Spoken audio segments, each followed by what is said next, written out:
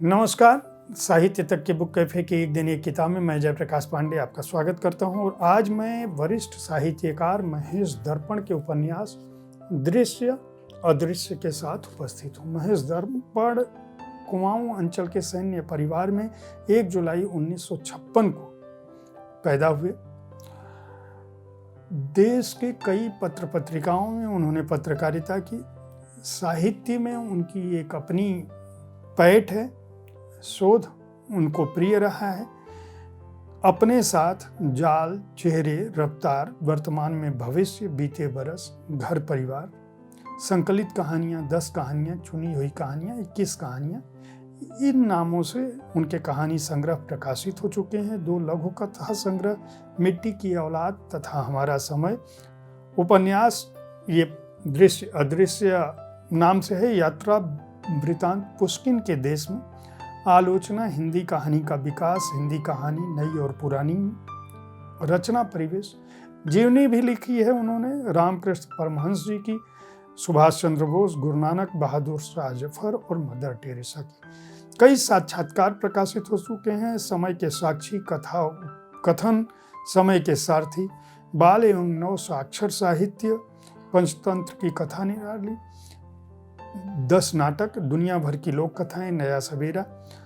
पुस्तकों की संख्या लगभग 30-40 से भी अधिक है। मैं सबका उल्लेख करूंगा तो इस कार्यक्रम में पूरा समय उसी पर देना होगा। ढेर सारे सम्मान पा चुके हैं। खास बात यह कि दृश्य अदृश्य का जो कथानक है वह कथानक कोरोना काल के अनुभवों पर उन्होंने सृजित किया। अनथक यात्री विचंस की स्मृतियों को उन्होंने इस उपन्यास को समर्पित किया है। और खास बात यह कि इस उपन्यास के नायक गणेश के बहाने, गणेश के माध्यम से वह lockdown, isolation, sanitization, sealing, corona virus और उसके प्रभावों की बात करते हैं। और उन प्रभावों के बीच जब राजेश विचंस नाम का लेखक फंसता है तो उसकी स्मृतियों में किस तरह का वातावरण पनपता है, वह किस तरह से अपने अतीत को याद करता है, अपने वर्तमान को याद करता है, अपने समय को याद करता है, बनारस के स्मृतियों को याद करता है, अपने जीवन में आए हुए लोगों को याद करता है और उन लोगों को याद करता है जो लोग न केवल उसके समय में थे बल्कि कोरोना की डराने वाली स्थितियों को फ्रांस से लेकर किस तरह कोरोना आर्कटिक में पहुंच चुका होता है, किस तरह से इस बीमारी का कोई इलाज नहीं होता है और उसके दौरान लेखक का कवि मन या उसका रचनाकार का जीवन किस तरह प्रभावित होता है और वह अपनी डायरी में किस तरह से चीज़ों को लिखता है। खास बात यह है इस उपन्यास की कि यह एक संस्मरण में उपन्यास या जीवनी का सा आभास देता है, आत्मकथा का सा आभास देता है और आपको कहीं भी यह भान नहीं होने देता कि यह कोई कथा विन्यास में लिखी हुई चीज़ है। गणेश की डायरी में कई कविताएं हैं। एक कविता है हिज्जे। क्यों एक किताब उठा ली है मैंने, क्यों उसके पन्ने बोलते रहे उसके और अनुवाद करते रहे मेरी भाषा में। घर में कोई नहीं था, मैंने एक बार उसके पन्नों से चुने अक्षर और वह मेरी भाषा का अनुवाद पढ़ती रही। अचानक उसने ख्यालों में बांधे स्वर, फिर एक राग फैल गया हमारे बीच।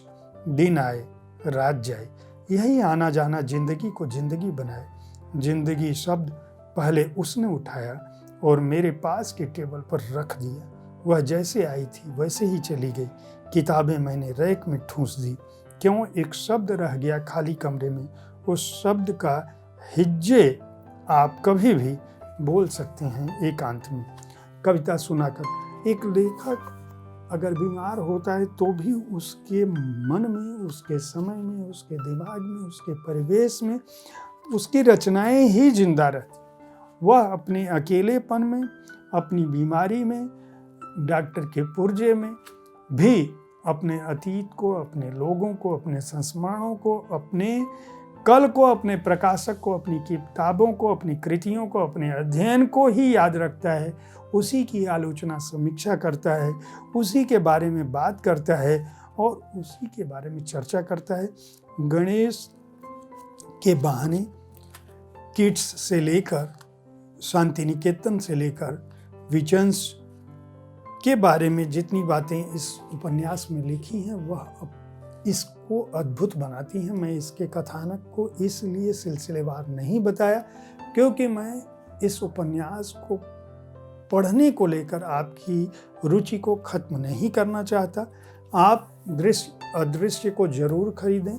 आपको कोरोना काल में जो कुछ भी घटा है और कोई भी लेखक उसको क्या महसूस करता है उसके बारे में एक अलग तरह का भान होगा। आप इस कृति को पढ़कर निराश नहीं होंगे। इस पुस्तक को प्रलेख प्रकाशन ने प्रकाशित किया है। मूल्य है 375 रुपये और पृष्ठ संख्या है 374। उम्मीद है साहित्य तक का यह एपिसोड आपको पसंद आया होगा। इस कार्यक्रम में आप किस तरह की कृतियों की चर्चा चाहते हैं इसके बारे में अपनी राय से हमें जरूर अवगत कराएं। हमारी कोशिश होती है कि विविध विधाओं की पुस्तकों के साथ आपके पास पहुंचें ताकि आपको अच्छी पुस्तकों के चयन में आसानी हो। कल ठीक इसी समय मैं किसी और पुस्तक के साथ आपसे फिर मिलूंगा।